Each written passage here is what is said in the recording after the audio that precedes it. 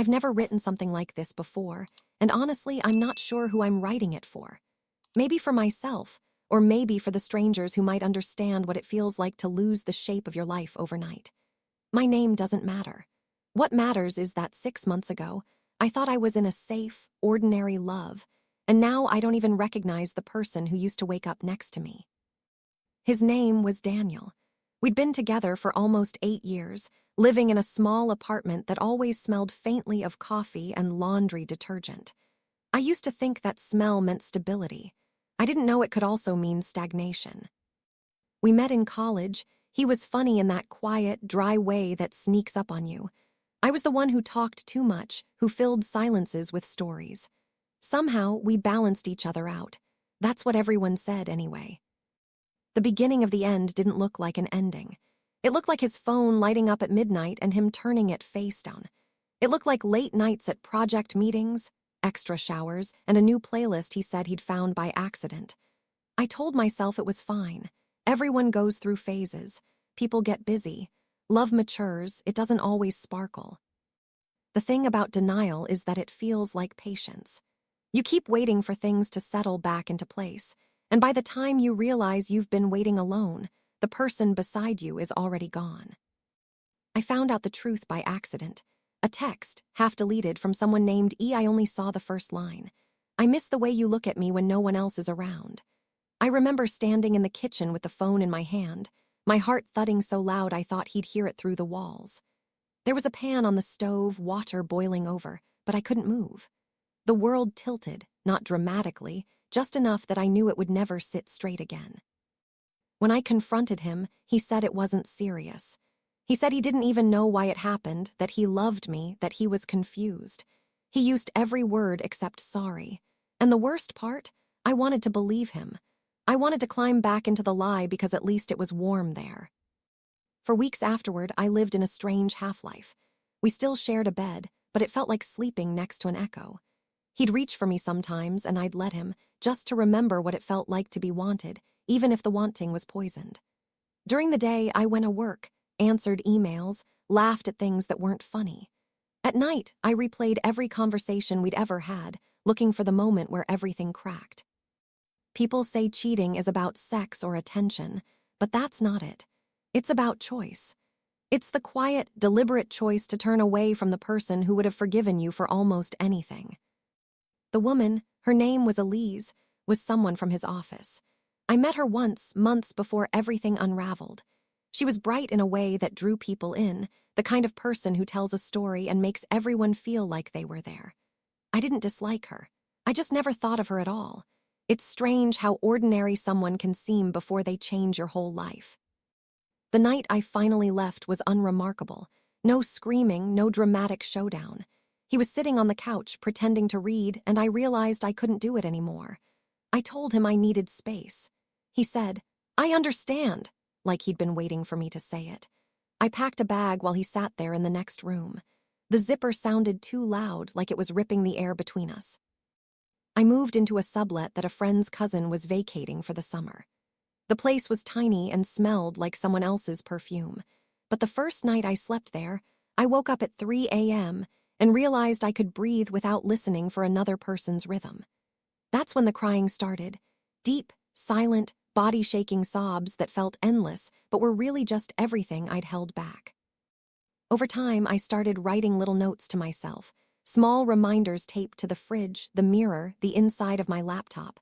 You saw what you saw. You don't need his version of it. I still checked his social media sometimes, watching for signs that he was sorry or happy or both. Eventually, I understood that I wasn't looking for him.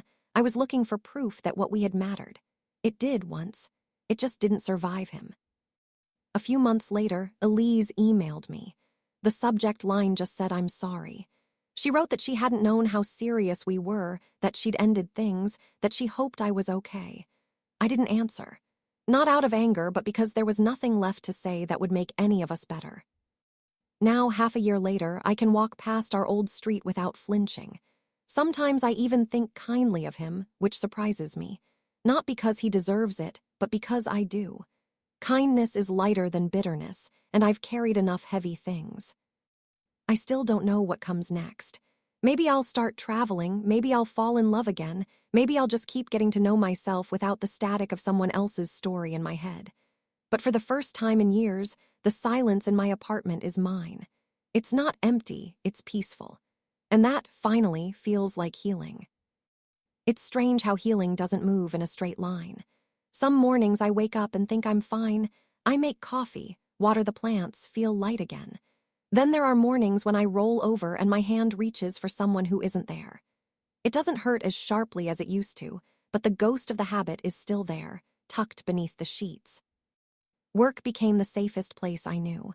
I threw myself into projects I used to avoid, stayed late, volunteered for tasks no one wanted. It wasn't that I loved what I did, it was that I could control it. Numbers didn't lie, deadlines didn't manipulate. My boss once joked that I'd become scarily efficient since the breakup. I laughed, but part of me knew it was true.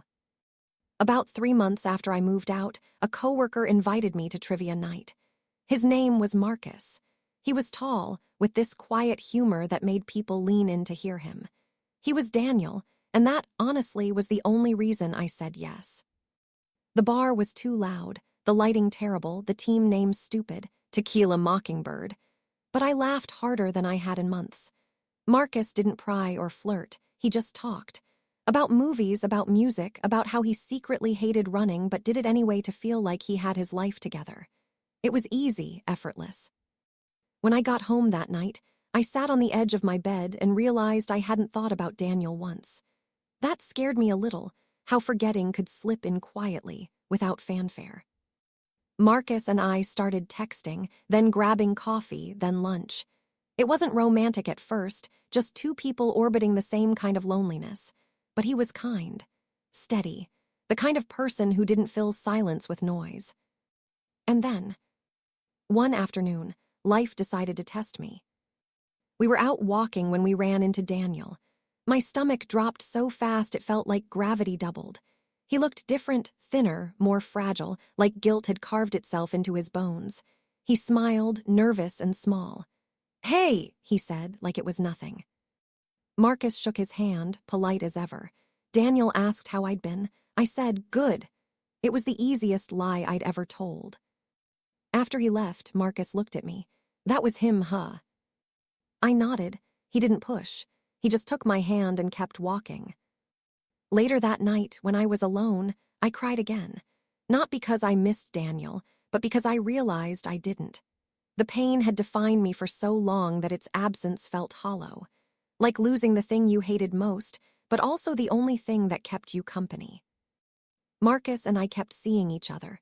Slowly, carefully. He didn't rush me. He sent morning texts, remembered the small things, the brand of tea I liked, the song that had been playing the night we met. But I still kept part of myself walled off. I noticed every time he checked his phone, every pause before he answered a message. I hated how my chest tightened at it. I didn't want to be that person, the one waiting for betrayal to strike again. One night, while we were lying on my couch pretending to watch a movie, he turned to me and said quietly, "You okay?" I almost said yes, but instead, something inside me cracked. I told him everything, the texts, the lies, the slow unraveling. How I'd felt stupid for not seeing it sooner. How sometimes I still felt stupid. He didn't interrupt once. He just listened, eyes steady, expression soft. When I finished, I realized my hands were trembling. He reached for them and said, "You didn't do anything wrong. You trusted someone who didn't deserve it." It was the first time. I believed maybe I wasn't broken. After that, things between us grew steadier. Not perfect, just real. Some days I felt brave enough to lean in. Other days, I pulled away without meaning to. Healing is boring like that, repetitive, messy, full of small victories that no one else can see. Then, about 6 months later, Daniel texted me, "I hope you're doing okay. I miss you." The words sat on my screen like a test I hadn't studied for. Marcus was in the kitchen making pasta, humming under his breath. I thought about not mentioning it, but I'd promised myself I wouldn't live in secrets anymore. I showed him the message. He read it once, looked at me, and asked, "Do you want to answer?" I said no. He nodded. "Then don't." That was it. No jealousy, no need for reassurance, just quiet respect. I deleted the message, blocked the number, and sat at the table. The smell of garlic and butter filled the room, and for the first time in a long time, I realized I felt safe, not because someone promised I would be, but because I chose to be. Sometimes peace doesn't arrive with a grand moment. It slips in softly, like the scent of dinner and a song you forgot you loved. And somehow, that simple sentence, "I'll try to make it easier to trust me," did more for me than any grand apology or promise ever could. Things went well for a while after that. I met more of his friends, we went on a short weekend trip together, and for once, the world didn't feel like a waiting room for heartbreak. The lake we visited was small and quiet, surrounded by pine trees that smelled like rain. We drank cheap wine, burned marshmallows, and argued over whether we'd rather live by the ocean or the mountains. It wasn't glamorous, but it was real. Then life did what it always does. It tested me. One Friday, Marcus mentioned he was grabbing drinks after work with some coworkers. Totally ordinary. I even told him to go. "You deserve a night out," I said, smiling, and I meant it. Or at least I thought I did. But hours passed, then more. The apartment grew too quiet, my thoughts too loud. I told myself I wasn't going to check the clock again. I did anyway. When my phone finally lit up, it was a text from him. "Sorry, heading home soon." My chest tightened before I even knew why. Old instincts, old ghosts. He came home about an hour later, smiling, a little flushed from the night air. "Hey," he said softly, setting his keys down on the counter. "You okay?" That's when I smelled it, a trace of perfume that wasn't mine. Faint, floral, unfamiliar. Something inside me froze. "Who were you with?" I asked, trying to sound casual, but the edge in my voice gave me away. He blinked, caught off guard. "My team, why?" "There's perfume." He looked down at his shirt and gave a small, disbelieving laugh, not mocking, just surprised. "Oh, Sarah hugged everyone goodbye. She spilled something earlier and smelled like an entire perfume store. Sorry, I didn't even think about it." I wanted to believe him. I really did. But the memory of Daniel lying through a smile lived somewhere deep in my ribs. He stepped closer, slow enough that I could pull away if I needed to. "Hey," he said gently, "you can ask me anything. I'd rather you ask than sit here wondering." That should have made me feel better. It did a little. But later that night, lying in bed with him sleeping beside me, I found myself staring at the ceiling, tears sliding silently into my hair. Not because I thought Marcus had done anything wrong, but because of how easily I could imagine it. How quickly my body remembered betrayal, like muscle memory. In the morning, he made coffee and kissed the top of my head before leaving for work. I sat there for a long time after he left, staring at the steam rising from my mug. That's when I realized, trust isn't a decision you make once.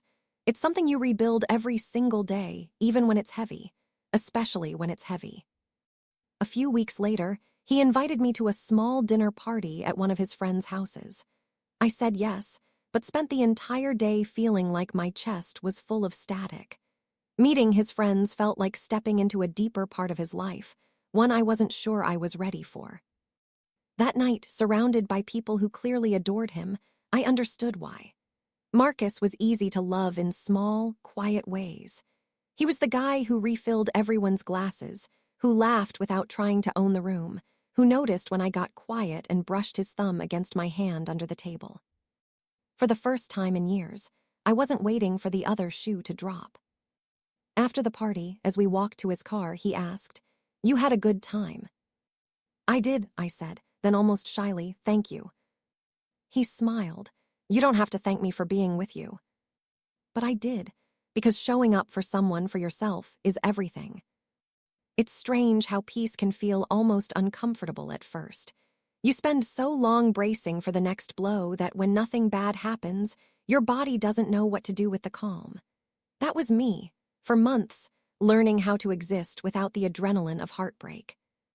Marcus and I settled into something steady. We didn't say, "I love you" yet, but it hovered there, unspoken, waiting for the right moment. There were nights when we'd fall asleep on opposite ends of the couch and mornings when I'd wake up to him making coffee in one of my oversized t-shirts, humming under his breath. Ordinary happiness. I'd forgotten how good that could feel. Then one Sunday afternoon, I saw her, Elise. I was in line at the farmer's market, holding a basket of strawberries, when I heard someone say my name. I turned, and there she was, shorter than I remembered, hair cut into a bob, wearing sunglasses even though the sun was half hidden behind clouds. For a second, my brain refused to make the connection. She was just another stranger with a familiar face. And then she smiled, soft and hesitant. "Hey," she said, "it's been a while." I froze. My first instinct was to turn around and walk away, but my feet didn't move. I managed. "Yeah, it has." She looked nervous, like she'd been rehearsing this conversation in her head for months. "I just wanted to say I'm sorry. Again, I don't expect you to." I cut her off before she could finish. "You already did. You sent that email." "I know," she said quietly, but it felt unfinished. The air between us felt too still, too heavy. I looked at her, really looked, and realized she wasn't the villain my pain had painted her to be. She looked tired, older, maybe even sad. Not the woman who'd stolen anything, but another person who'd made a mess trying to feel wanted. For the first time, I didn't feel anger, just distance, like watching an old movie you used to cry over and realizing you don't anymore. "I'm okay now," I said finally. "It hurt, but I'm okay." She nodded, eyes wet. "Good, you deserve that." I didn't know what else to say, so I just smiled, small and polite, and walked away. My hands were shaking, but not from rage, from relief. Closure doesn't always look like a conversation. Sometimes it's just a quiet moment where you realize the story isn't about you anymore. That night, Marcus came over with takeout. I told him what happened, expecting him to look worried or jealous. He didn't. He just reached across the table and squeezed my hand. "You okay?" "Yeah," I said and meant it. After dinner, I caught my reflection in the kitchen window, hair a little messy, face calm, eyes steady. I didn't look like someone defined by heartbreak anymore. I looked like someone who'd survived it. Still, healing has a way of looping back.